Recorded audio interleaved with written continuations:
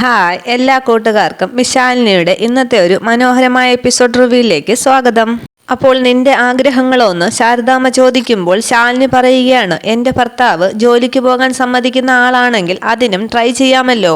ഇല്ലെങ്കിലും എനിക്ക് വിഷമമൊന്നും ഇല്ലമ്മേ. ഭർത്താവിനെയും കുട്ടികളെയും നോക്കി എത്രയോ സ്ത്രീകൾ സന്തോഷമായി ജീവിക്കുന്നു. ഞാനും അങ്ങനെ ഒരു നല്ല വീട്ടമ്മയാവും. ശാലിനി IAS പകരം Mrs Shalini so and so ആയിട്ട്. അത്ര തന്നെ എന്ന് പറഞ്ഞ് ശാരദാമ്മയുടെ മുൻപിൽ ചിരിച്ചു കാണിച്ചിട്ട് മുന്നോട്ട് സങ്കടത്തോടെ നടക്കുകയാണ് ശാലിനി. പിന്നീട് കാണിക്കുന്നത് രാത്രി റൂമിൽ ശാലിനി കൊടുത്ത താജ്മഹൽ ശില്പവും നോക്കിയിരിക്കുന്ന വിഷ്ണുവിനെയാണ്. ശാലിനി താജ്മഹലൊക്കെ കൊടുത്തത് ആലോചിച്ച് സങ്കടപ്പെട്ട് കരയുകയാണ് വിഷ്ണു. അന്നേരം വിഷ്ണുവിന്റെ അടുത്തേക്ക് എത്തുകയാണ് പ്രീതി. വിഷ്ണു പറയുകയാണ്, ശാലിനിയെ മറക്കാൻ എത്ര ശ്രമിച്ചിട്ടും എനിക്കങ്ങോട്ട് ആവുന്നില്ല പ്രീതി. എഴുത വലിച്ചെറിയും തോറും മനസ്സിലേക്ക് വീണ്ടും വീണ്ടും 1000 തവണ വന്നു കയറുകയാണ് ശാലിനി.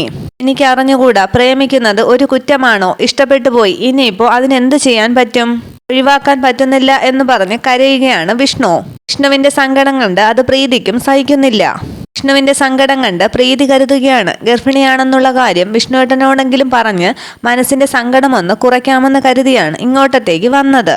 ഇത്രയും സങ്കടപ്പെട്ടിരിക്കുന്ന ഈ പാവത്തിനെ കൂടുതൽ വിഷമിപ്പിക്കാൻ പാടില്ല. തൽക്കാലം ഇവിടുന്ന് പോകുന്നതാണ് നല്ലത്. പ്രീതി പറയുകയാണ്, കാലം മായ്ക്കാത്ത മുറിവുകൾ ഇല്ല വിഷ്ണുവേട്ട. മുൻപ് നമുക്ക് പ്രിയപ്പെട്ടവരായിരുന്ന പലരും ഇപ്പോൾ അങ്ങനെയല്ലല്ലോ. കുറച്ചു കാലം കഴിയുമ്പോൾ ഇതും അങ്ങനെ ആകുമെന്ന് സമാധാനിച്ചാൽ മതി. അന്ന് ചിലപ്പോൾ ഇതൊക്കെ ആലോചിച്ചിട്ട് ഏട്ടൻ തന്നെ ചിരിച്ചൂന്ന് വരും. അന്നേരം താഴെ നിന്നും സത്യഭാമ വിഷ്ണുവിനെയും പ്രീതിയെയും വിളിക്കുകയാണ്. പ്രീതി പറയുകയാണ്, അമ്മ വിളിക്കുന്നുണ്ട്, ഏട്ടൻ വാ. ഞാൻ ദാ വരുന്നു അമ്മയെന്നും പറഞ്ഞ് താഴേക്ക് പോവുകയാണ് പ്രീതി.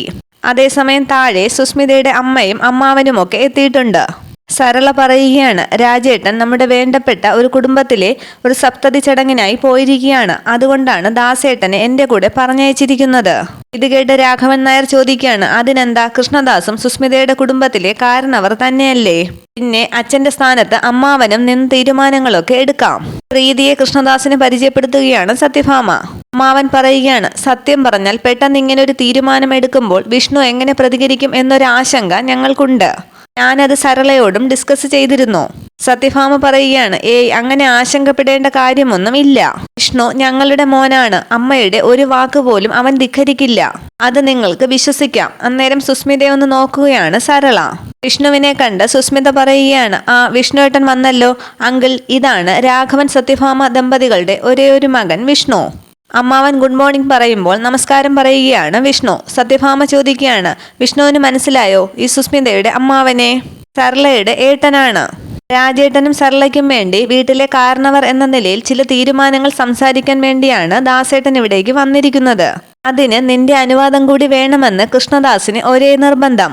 എന്റെ അനുവാദമോ എന്ന് വിഷ്ണു ചോദിക്കുമ്പോൾ സരള പറയുകയാണ്, അതെ, ഇവിടത്തെ ചർച്ചാ വിഷയം സുസ്മിതയുടെയും മോന്റെയും കല്യാണക്കാര്യം തന്നെയാണ്.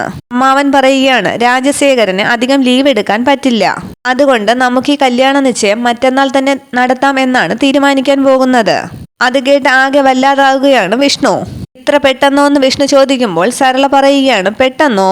ഇപ്പൊ തന്നെ താമസിച്ചു പോയി ഒരുപാട്. സത്യഭാമ പറയുകയാണ്, നോക്കു വിഷ്ണു, ഇതുവരെ നീ പല ഒഴിവ് കഴിവുകളും പറഞ്ഞു കഴിഞ്ഞു. ഇനി നിന്നെ ഞങ്ങൾ അങ്ങനെയങ്ങ് വിടാൻ ഉദ്ദേശിക്കുന്നില്ല. ഇനി എന്തെങ്കിലും തക്കതായ തടസ്സങ്ങൾ ഉണ്ടെങ്കിൽ മാത്രം നിനക്കിവിടെ വെച്ച് പറയാം. പെണ്ണിന്റെ അമ്മയും അമ്മാവനും ഒക്കെ ഇവിടെ തന്നെ ഉണ്ട്.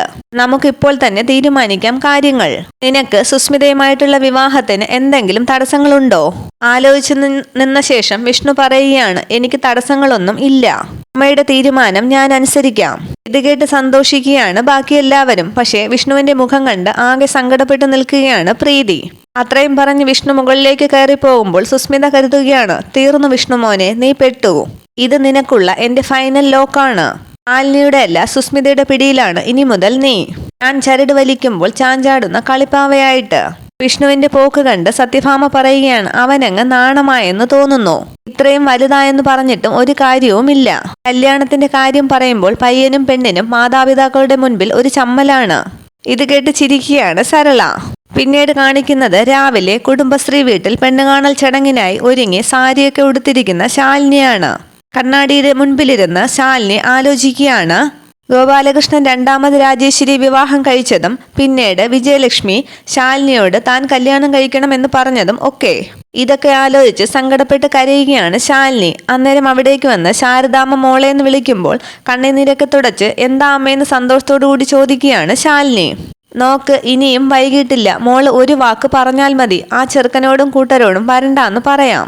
ദേ, ഇന്നിപ്പോൾ കാര്യങ്ങൾ ഉറപ്പിച്ച് വാക്ക് കൊടുത്താൽ പിന്നീട് മാറാൻ പറ്റാതെയാകും. സന്തോഷം വരുത്തി ശാലിനി ചോദിക്കുകയാണ്, പിന്മാറാനോ? എന്തിന്? ശാരദാമ്മ ചോദിക്കുകയാണ്, എന്തിനെന്നോ? ആരെടുത്താ മോളെ നിന്റെ ഈ അഭിനയം? നിന്റെ മനസ്സിലിപ്പോൾ തിളച്ചു മറിയുന്നത് എന്താണെന്ന് അമ്മയ്ക്കറിയാം. ഈ അമ്മയ്ക്ക് നന്നായിട്ടറിയാം. കുഞ്ഞുനാളിലെ മനസ്സിൽ നട്ടു വളർത്തിയ ആഗ്രഹങ്ങളൊക്കെ പെട്ടെന്നങ്ങ് പിഴുതു കളയാൻ പറ്റുമോ എന്റെ മോൾക്ക്? ചിരിച്ച് ശാലിനി പറയുകയാണ്, അത് വെറുതെ തോന്നുന്നതാണമ്മേ. ഓരോ സമയത്തും ഓരോ ആഗ്രഹങ്ങളായിരിക്കും ഓരോ ആൾക്കും. ആയിരിക്കുമ്പോൾ വലിയ ബസ് ഓടിക്കുന്ന ഡ്രൈവർ ആകണമെന്ന് നമ്മൾ ആഗ്രഹിക്കും. ഇത്രയും വലിയ ബസ് ഓടിക്കുന്ന ഡ്രൈവർ നമുക്ക് ഹീറോ ആയിട്ടേ തോന്നൂ. പിന്നെ സ്കൂളിലെ ടീച്ചറെ കണ്ട് ടീച്ചർ ആകണമെന്നായിരിക്കും പിന്നീടുള്ള ആഗ്രഹം. ഒരു ചെറിയ തോട്ടി കൊണ്ട് ആനയെ നിലയ്ക്ക് നിർത്തുന്ന ആനക്കാരനെ കാണുമ്പോൾ അതിനോടും തോന്നും നമുക്കൊരു ചെറിയ കമ്പം. ശാരദാമ്മയുടെ കൈ പിടിച്ച് ശാലിനി ചോദിക്കുകയാണ്, പക്ഷെ അതൊക്കെ ആകണമെന്നുണ്ടോ നമ്മൾ? ഒരിക്കലും ഇല്ല. മോഹങ്ങളും ആഗ്രഹങ്ങളും ഒക്കെ അതങ്ങ് മാറിക്കൊണ്ടേയിരിക്കും. നമുക്ക് നമ്മൾ ആഗ്രഹിച്ചതായി തീരണമെന്ന് നിർബന്ധമൊന്നും ഇല്ല. ശാരദാമ്മ പറയുകയാണ്, ശരിയായിരിക്കാം, പക്ഷെ ഇതങ്ങനെയൊന്നും അല്ല മോളെ. കളക്ടർ ആകാനുള്ള ആദ്യത്തെ പരീക്ഷ നീ ജയിച്ചു കഴിഞ്ഞതാണ്. ഇനി ഉള്ളതും കൂടി ജയിച്ചാൽ മതി നിനക്ക് കളക്ടർ ആകാൻ. ശാലിനി പറയുകയാണ്, ജീവിതം തന്നെയാണമ്മേ ഏറ്റവും വലിയ പരീക്ഷ. ആ പരീക്ഷ ജയിക്കാൻ വേണ്ടിയിട്ടാണ് ഞാൻ സിവിൽ സർവീസ് മോഹങ്ങൾക്ക് ഒരവധി കൊടുത്തത്. ശാരിക ചോദിക്കുകയാണ്, പക്ഷേ മോളെ എനിക്ക് വേണ്ടിയിട്ടാണ് നീ ഇത് ചെയ്യുന്നതെന്ന് ഓർക്കുമ്പോൾ.